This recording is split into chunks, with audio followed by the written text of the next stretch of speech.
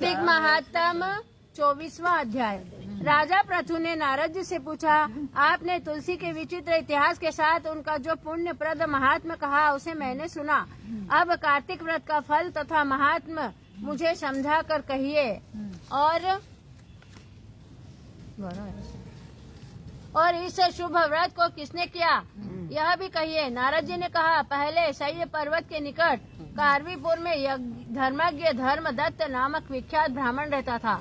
वह विष्णु भगवान के व्रतों में तथा भलीभांति उनकी पूजा में तत्पर रहता था और द्वादशाक्षर ओम नमो भगवते वासुदेवाय, ओम नमो भगवते वासुदेवाय, ओम नमो भगवते वासुदेवाय मंत्र के जप और अतिथि सत्कार में तल्लीन रहता था। एक समय वह ब्राह्मण कार्तिक मास में विष्णु भगवान के जागरण निमित्त एक पहर रात शेष रहने पर विष्णु भगवान के मंदिर में गया। वह विष्णु की पूजा सामग्री लेकर पूजन करने के लिए जा रहा था कि उसी समय उसने एक बड़ी भयंकर राक्षसी को देखा जो बड़े बड़े दांतों वाली, जीभ लपलपाती हुई, भीतर घुसे हुए लाल लाल नेत्रों वाली, नंगी मांस रहित शरीर वाली, बड़े बड़े होठ मुंह से घर घर शब्द करने वाली थी।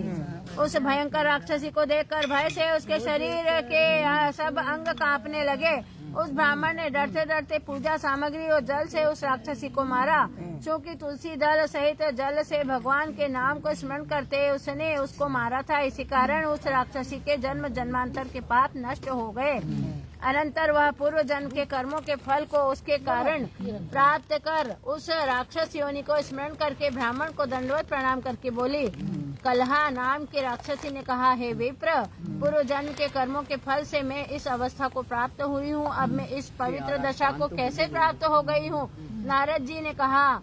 उसको इस प्रकार प्रणाम करते और अर्थ वर्णन करते देखकर वह ब्राह्मण अति विस्मित होकर कहने लगा, हे धर्मदत्त ने कहा, तेरी यह अवस्था किस कर्म फल के कारण हुई और पूर्व जन्म में तू कहाँ की रहने वाली थी, तेरा कैसा चरित्र था, यह सब तू मुझसे कह।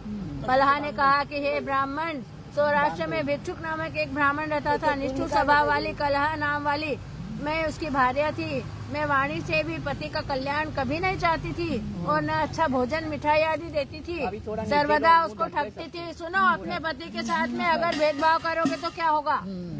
अच्छा भोजन पति को नहीं देती थी, उन्हें अच्छा भोजन और मिठाई बिल्कुल भी नहीं देती थी और सर्वदा उनको ठगती रहती थी। नित्य ही उनसे झगड़ा करती थी और मुझे झगड़ा बहुत प्यारा था। मुझे इस प्रकार व्याकुल करने वाली देखकर मेरे पतिदेव ने दूसरे विवाह की इच्छा की। तब मैंने पहले ही विष खाकर अपना अंत कर लिया।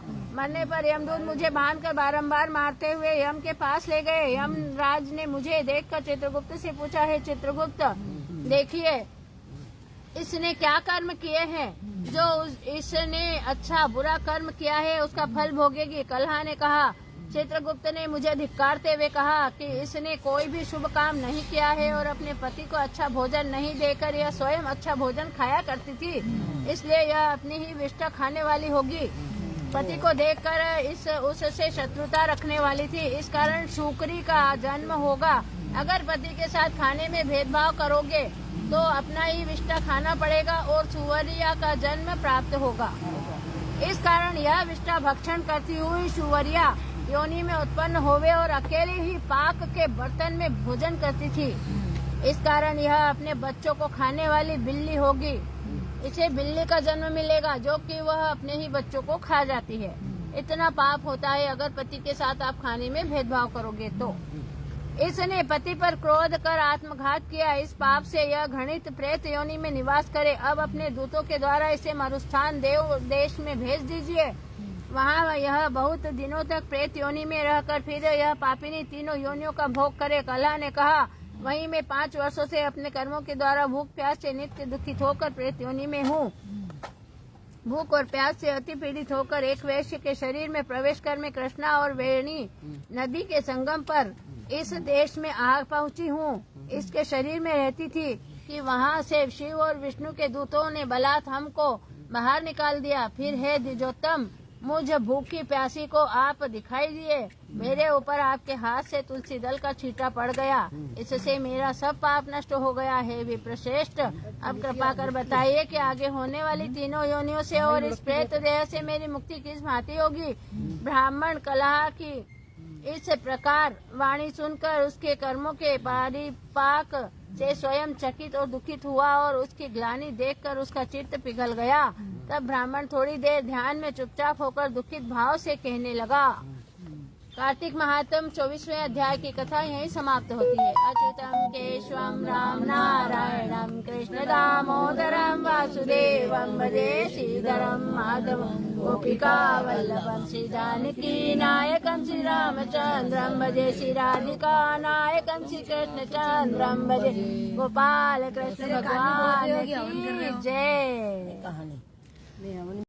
प्रिय भाइयों और बहनों, कार्तिक महात्म की रोज हम एक कथा सुना रहे हैं। आज 24वें अध्याय की कथा सुना रहे हैं। वीडियो पसंद आए तो चैनल को सब्सक्राइब अवश्य कीजिएगा। जय श्री कृष्णा।